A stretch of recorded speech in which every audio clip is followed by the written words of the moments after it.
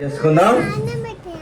స్తోత్రం స్తోత్రం. ఎవరికి వారే హృదయపూర్వకంగా దేవుడు చేసిన ప్రతి ఉపకరణం నెమరు వేసుకున్న ప్రియమైన దేవుని బిడ్డలారా, దేవుని ఆరాధన అంటే దేవుని నామను గొప్ప చేయుట.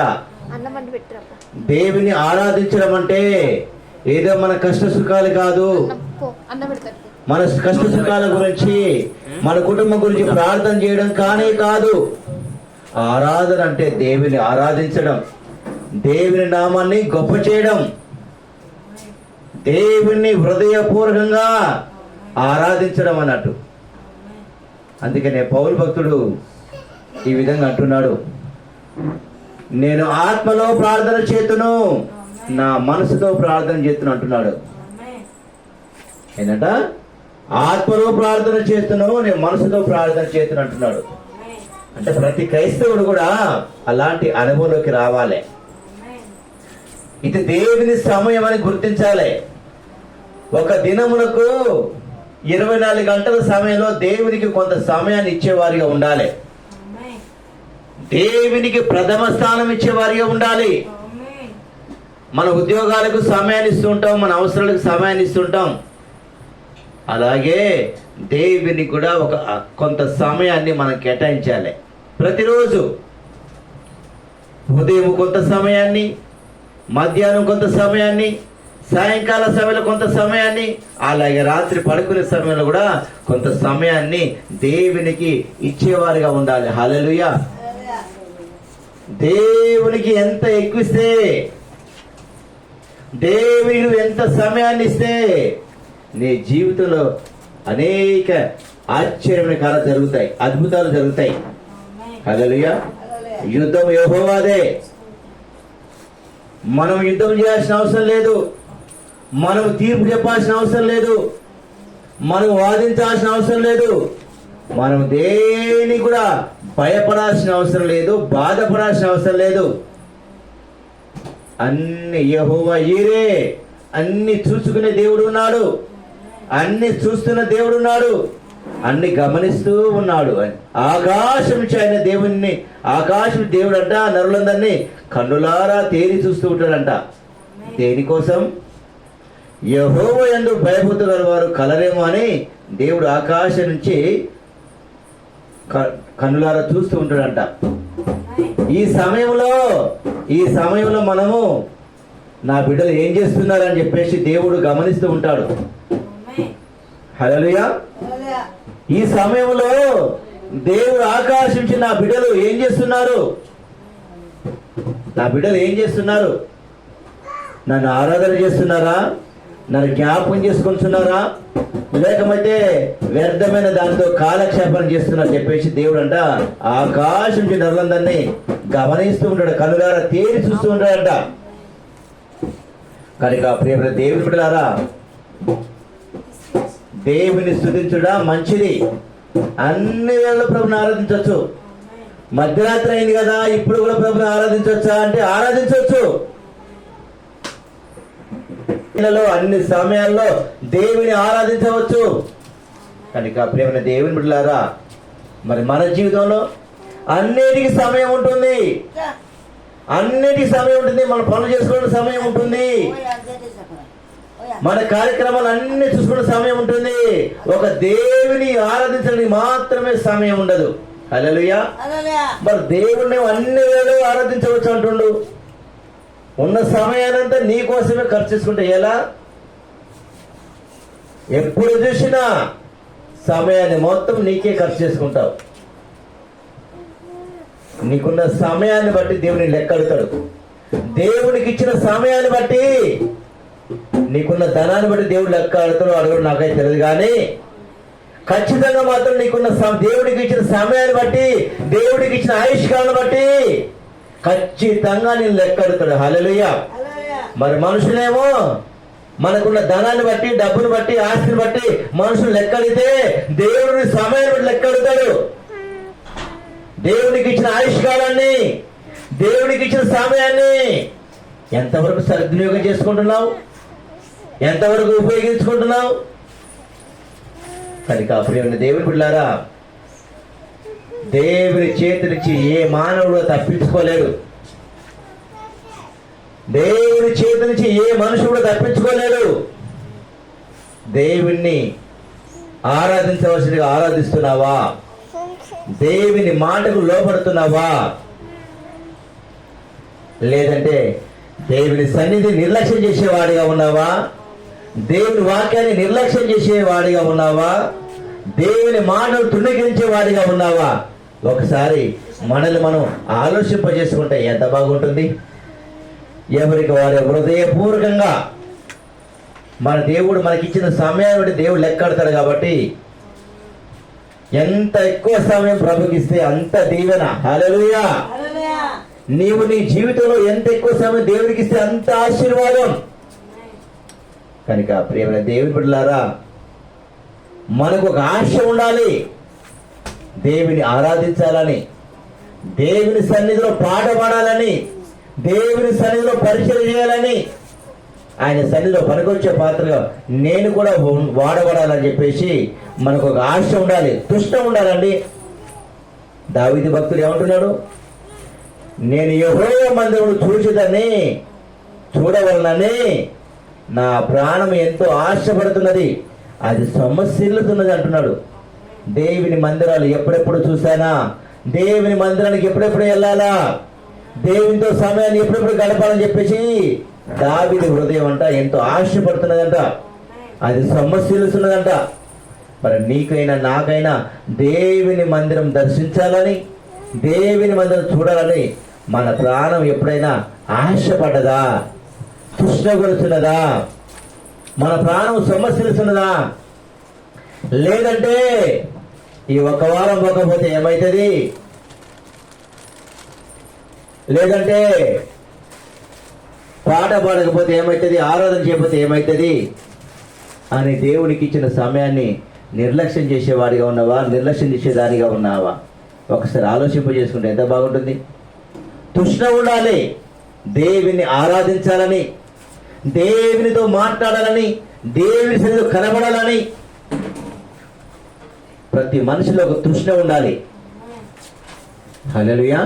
కనుక ప్రియమైన దేవుని బిడ్డలారా, ప్రతి ఒక్కరు కూడా జీవము గల దేవుని దర్శించుటకు, జీవము గల దేవుని దర్శించుటకు నా ప్రాణము ఎంతో ఆశపడుతున్నది, అది సొమ్మసిల్లుతున్నది అని దావీదు భక్తుడు చెప్పిన రీతిగా ఈనాడు మనం కూడా చెప్తే ఎంత బాగుంటుంది. ఎవరికి వారే, అయ్యా మీరు మాకు ఇచ్చిన సమయాన్ని మేము సక్రమంగా సద్వినియోగం చేసుకోలేకపోతున్నాం, దయతో మమ్మల్ని క్షమించండి, మాకు మరొక అవకాశం దయచేయండి. అందుకనే దీపం ఉండగానే ఇల్లు చక్కబెట్టుకోవాలంటే, దీపం ఉన్న ప్రతి నరుడు కూడా దీపం ఉండగానే ఇల్లు చక్కబెట్టుకోవాలంట. దీపం అంటే మన ఆత్మ, అంటే మన ప్రాణము మన ఆత్మ మనలో ఉండగానే ఇంటిని చక్కబెట్టుకోవాలి. ఇల్లు అంటే మన శరీరము. దీపం అంటే ఆత్మ, ఇల్లు అంటే మన శరీరము. మనలో మన ఆత్మ ఉండగానే, మనలో ఇంకా జీవం ఉండగానే మన ఇంటిని చక్కబెట్టుకోవాలి, మన శరీరాన్ని చక్కబెట్టుకోవాలి. దేవుని కాయస్కర మార్గం ఏదైనా ఉందో గమనించి దాన్ని విడిచిపెట్టాలి, దాన్ని సరిచేయాలి, దాన్ని నలగొట్టుకోవాలి. శరీరానికి ఆత్మకు ఎప్పుడు పోరాటమే కాబట్టి, ఎప్పుడు యుద్ధమే కాబట్టి, ఆత్మేమో ప్రభుని శుద్ధించమని చెప్తున్నది, శరీరమేమో అనేక సాకులను వెతుకుతుంది. కనుక నువ్వు శరీరానికి లోపడేవాడిగా ఉన్నావా, శరీరం చెప్పినట్టు వినేవాడిగా ఉన్నావా, వినేదానిగా ఉన్నావా, లేదా ఆత్మ చెప్పినట్టుగా నువ్వు వినేవాడిగా ఉన్నావా? ఒకసారి మనల్ని మనం శుభ్రం చేసుకుంటే ఎంత బాగుంటుంది. స్తోత్రం, స్తోత్రం. హల్లెలూయా, హల్లెలూయా, హల్లెలూయా. అందరు లేచి నిల్చోండి, ఎందుకంటే లేవగలిగిన వాళ్ళు లేచి నిలబడగలవారు నిలబడి, ఎందుకంటే ఆరాధన ఇది. హల్లెలూయా, హల్లెలూయా, హల్లెలూయా. స్తోత్రం, స్తోత్రం, స్తోత్రం నైనా పరిశుద్ధాత్మ దేవా, అయ్యా మీకు వందనాలు, స్తోత్రములైనా స్తుతి సింహాసనం మీద ఆసీనుడైన దేవా, ఆశ్చర్యకర ఆదరణకర్త, మీ మీద ఆధారపడే జీవితం మాకు దయచేయనైనా, మీకు అంటు కట్టుకునే జీవితాన్ని మాకు దయచేయా. యేసయ్యా, యేసయ్యా, అయ్యా మీకు వందనాలు, స్తోత్రములైనా. నిన్న నేడునైనా నిరంతరమయ్యా నీ కన్ను దృష్టి మాపై ఉంచి నీ రెక్కలతో కప్పి నీ రెక్కల కింద ఆశ్రయం ఇచ్చిన దేవానికి వందనాలు, స్తోత్రం. ఎవరికి వాళ్ళే కొద్ది నిమిషాలు ప్రియమైన దేవుని బిడ్డారా, ప్రియమైన దేవుని బిడ్డారా, దేవుడు చేసిన మేలు తలపోసుకుంటూ ఈ రోజు మనం సజీవంగా ఉన్నామంటే, ఇంకా ఈ స్థితిలో ఉన్నామంటే, ఇంకా మనం బ్రతికున్నామంటే కేవలమైన కృప, ఆయన దయ, ఆయన దయగల కనుసైగలే మనల్ని ధైర్యపరిచి దేవుణ్ణి మనము ఆయన సజీవులుగా మనం ఉంచినందుకే, సజీవంగా మనం ఉంచినందుకే ఆయన ఆరాధించాలి, ఆయన మహిమపరచాలి, ఆయన ఘనపరచాలి, ఆయన ఆత్మతో సత్యముతో ఆరాధించాలంట, ఆత్మతో సత్యముతో ఆరాధించాలంట. హల్లెలూయా, హల్లెలూయా, హల్లెలూయా. స్తోత్రం, స్తోత్రం, స్తోత్రం. మీ స్వరాలు తెరవండి ప్రియమైన దేవుని బిడ్డలారా.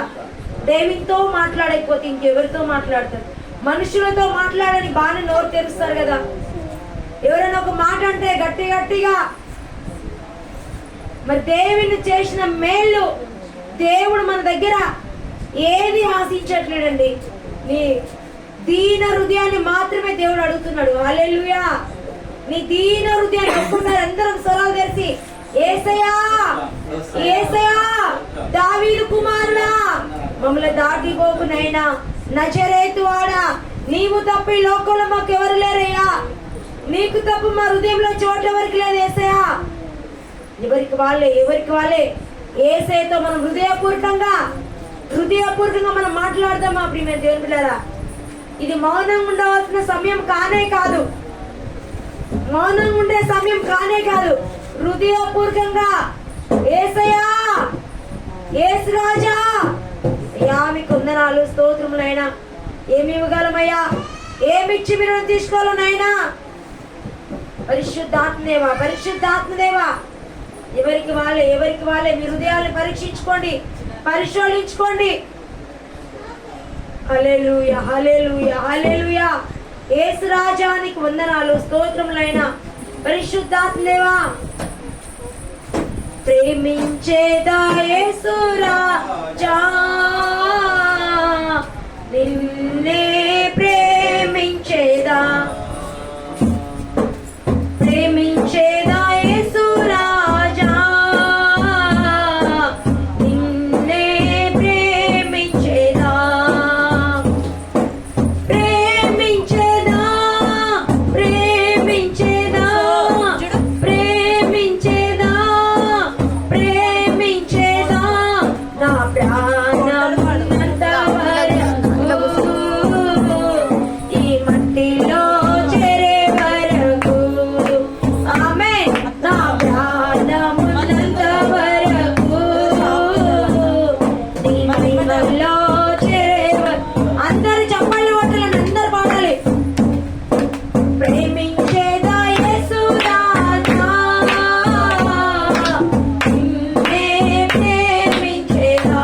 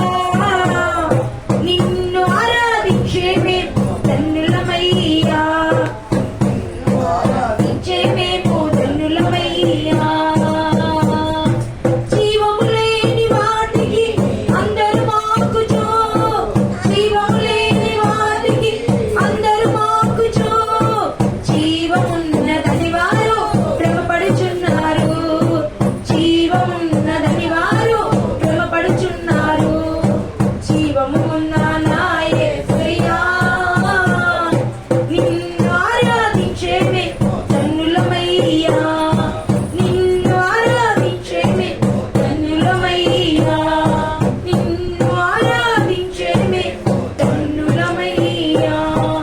అవునేసయ్యా, స్తోత్రం స్తోత్రం నైనా. పరిశుద్ధాత్మ దేవానికి వందనాలు, స్తోత్రం నైనా.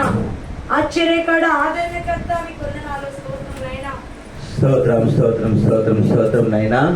పరిశుద్ధుడైన దేవానికి వందనాలైనా, నీ పరిశుద్ధమైన పాదాలకు వందనాలు, స్తోత్రం నైనా. నీ ఘనమైన నామాన్ని బట్టి కోట్లాది కోట్లాది కృతజ్ఞతలు స్తోత్రం చేస్తున్నాయినా. ఈ రాత్రికాల సమయం మొత్తాన్ని ఒక చిన్న మందగా చేరి నేను ఆరాధించడానికి, ప్రార్థించడానికి మీరు ఇచ్చిన అవకాశం పెట్టి కొందనైనా, మీరు ఇచ్చిన సమయం పెట్టి కొందరు స్తోత్రం చేస్తున్నాయినా. ఎక్కడైతే నా పేట ఒకళ్ళకి ద్వేషిస్తారు వారి మధ్యలో మూడో మనిషి ఉంటారు సరిచిన గొప్ప దేవానికి వందనాలైనా. నిజంగా మాత్రం మా మధ్య ఉన్నారని నమ్ముతున్నాం తండ్రి, విశ్వసిస్తున్నాం తండ్రి. వచ్చిన పదివుల ద్వారా మీరు మాత్రమే మహిమ ఘనత ప్రభావాలు మీరు మాత్రమే పొందుకొని కోరుకుంటూ ఇంతవరకు పాటల ద్వారా మేము నిజంగా మహిమ పొందిన విధానం పెట్టి కొంచెం స్తోత్రం చెల్లించుకుంటూ తిరిగి ఆరాధన కూడా మాత్రం ప్రభా నీకు అంగీకారముగా మాత్రం మహిమకరంగా జరిగిన విధానం కొంచెం స్తోత్రం చెల్లిస్తున్నాయినా. ఇదిగోనైనా ప్రభా యా మాత్రం పాటల ద్వారా ఆరాధన మీరు మాత్రమే మహిమ ఘనత ప్రభావం పొందుకొని కోరుకుంటూ వచ్చిన 10 దీవించండి, ఆశ్రయించండి, ఇంకా రావాల్సిన సగం నడిపించమని కోరుకుంటూ అయా జరిగే కార్యక్రమం ప్రభా మీ అధ్యక్షులు ప్రసన్న కుమ్మని కోరుకుంటూ సమస్త మహిమ ఘనత ప్రభావం పొందుకొని కోరుకుంటూ ప్రభుని యేసుక్రీస్తు పరిశుద్ధను ప్రార్థించి పొందుకొనిస్తున్నాము పరమ తండ్రి. ఆమేన్ ఆమేన్. హల్లెలూయా హల్లెలూయా. దేవుడు